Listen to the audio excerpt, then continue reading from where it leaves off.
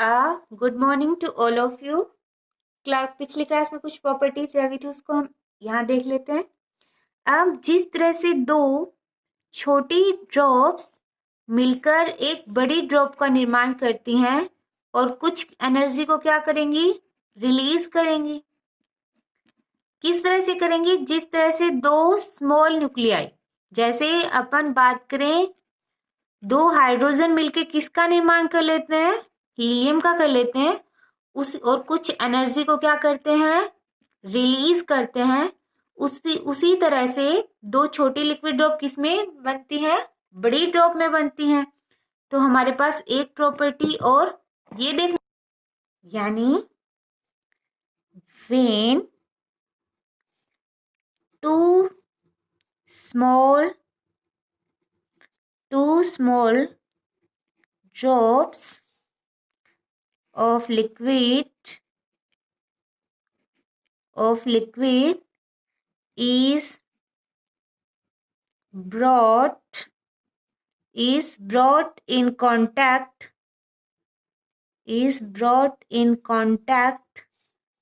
they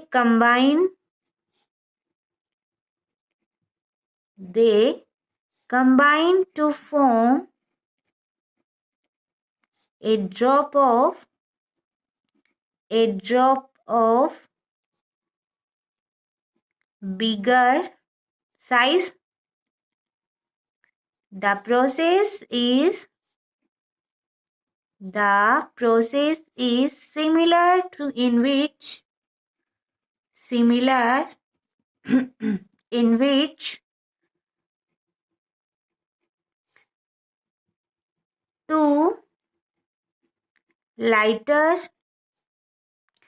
two lighter nucleus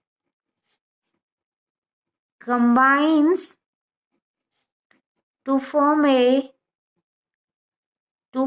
a single heavy nuclei.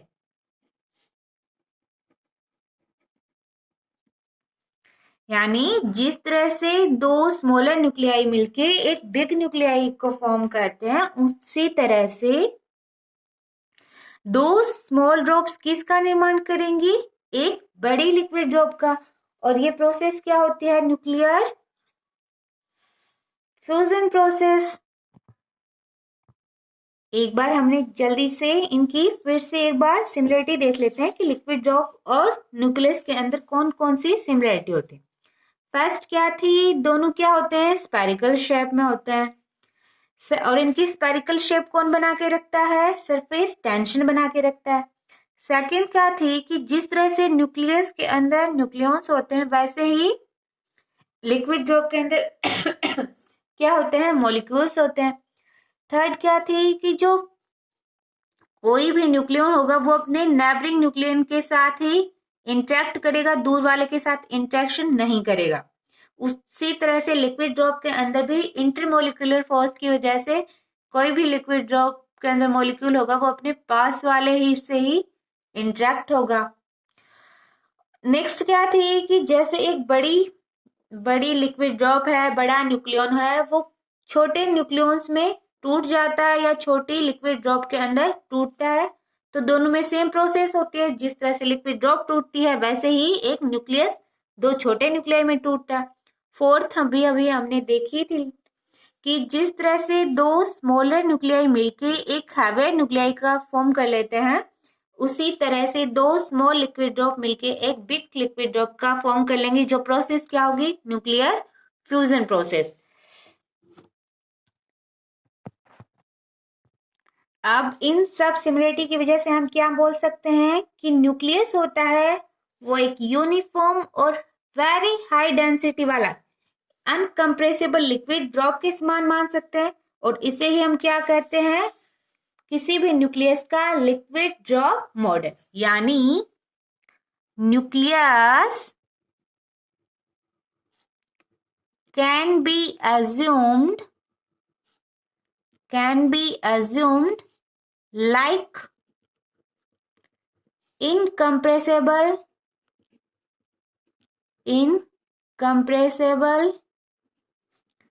liquid drop, incompressible liquid drop, which is uniform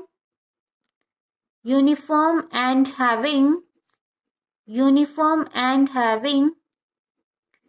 a very high density,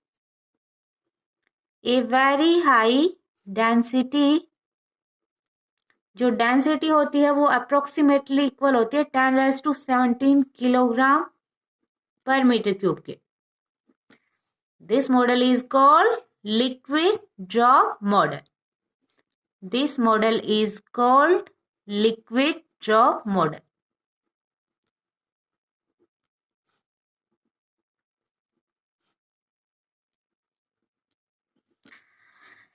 ये सब बताने के बाद एक von विजेकर नाम के कोई एक साइंटिस्ट हुए. उन्होंने क्या दिया? सेमी एम्पेरिकल मास फॉर्मूला दिया, जो किस किस की फॉर्म में था? मास नंबर और एटॉमिक नंबर की फॉर्म में था. उसके बाद कई साइंटिस्ट और आए, जैसे बेथे, उन्होंने भी इसमें कुछ करेक्शन किए. तो अब हम क्या देखेंगे? Semi empirical mass formula. Semi empirical mass formula.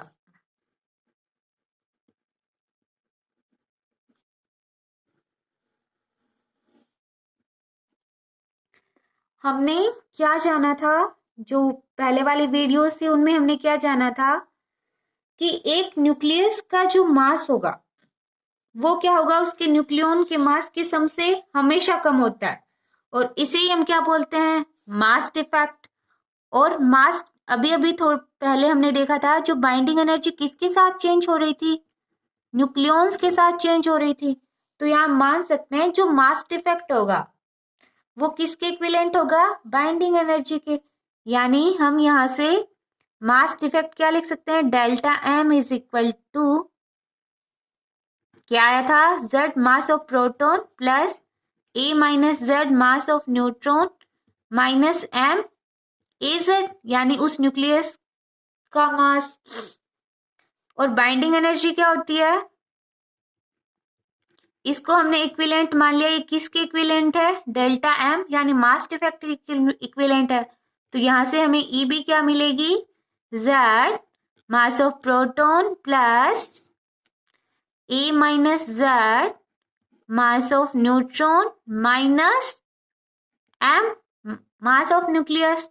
तो यहां से हमारे पास M क्या निकल के आएगा? Z mass of proton plus A minus Z mass of neutron minus binding energy.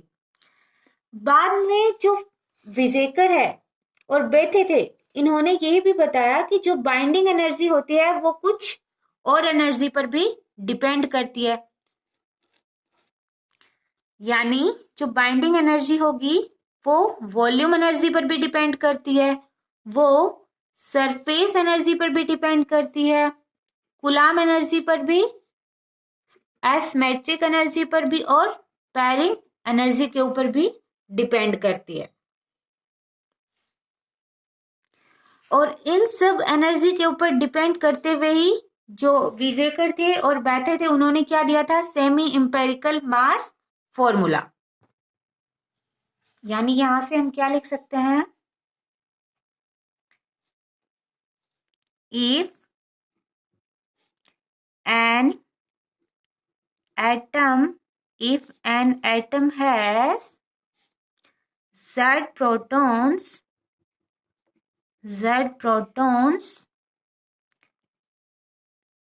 Z electrons से होंगे उसमें,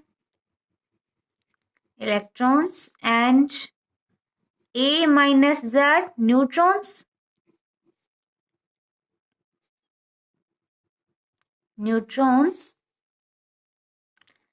then the mass of an atom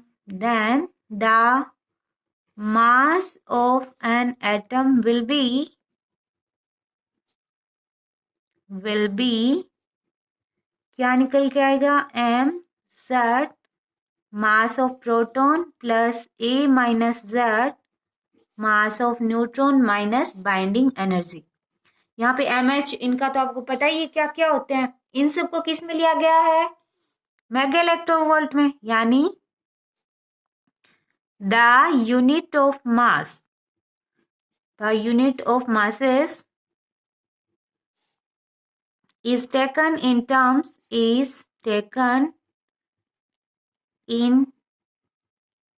term of mega electronvolt. अब विशेकर और बैथर ने इनकी वजह से क्या दिया था? एक सेमी एम्पेरिकल मास फॉर्मूला दिया। उसमें क्या बताया था कि बाइंडिंग एनर्जी अदर एनर्जी पर भी डिपेंड करती है। विशेकर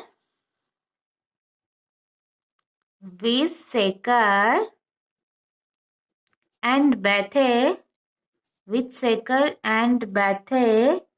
using liquid drop model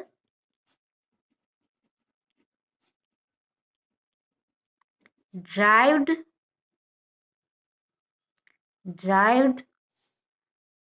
semi empirical mass formula by assuming dependence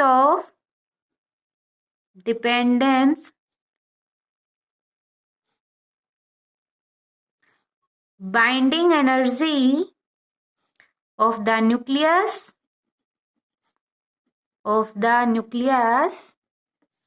on various factors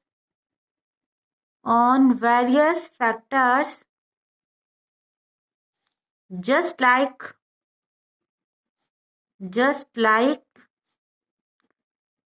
the dependence of liquid drop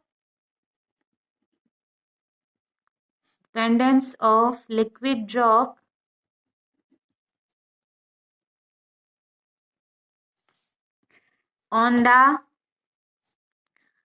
electrostatic repulsion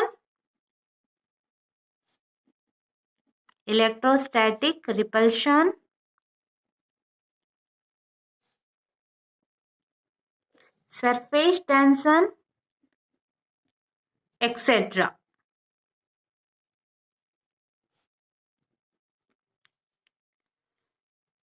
तो यहां से EB इज इक्वल टू क्या हो जाएगा? Volume energy plus surface energy plus E coulomb energy plus asymmetric energy plus pairing energy. यहां से EB तो आपको जानते हो बाइंडिंग एनर्जी होती है, EV volume energy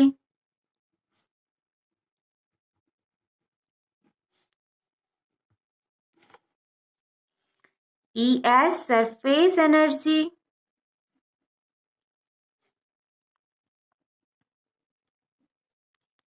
EC coulomb energy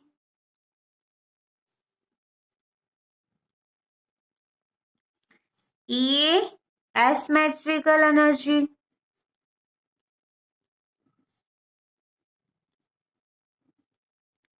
EP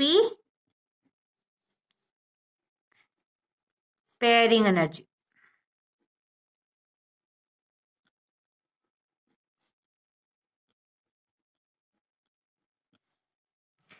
इस क्लास में हम यहीं तक करेंगे। नेक्स्ट क्लास में हम देखेंगे कि किस तरह से बाइंडिंग एनर्जी इन सब एनर्जी पर डिपेंड करती है और ये सारी एनर्जी Z और A की फॉर्म में किस तरह से चेंज होती हैं।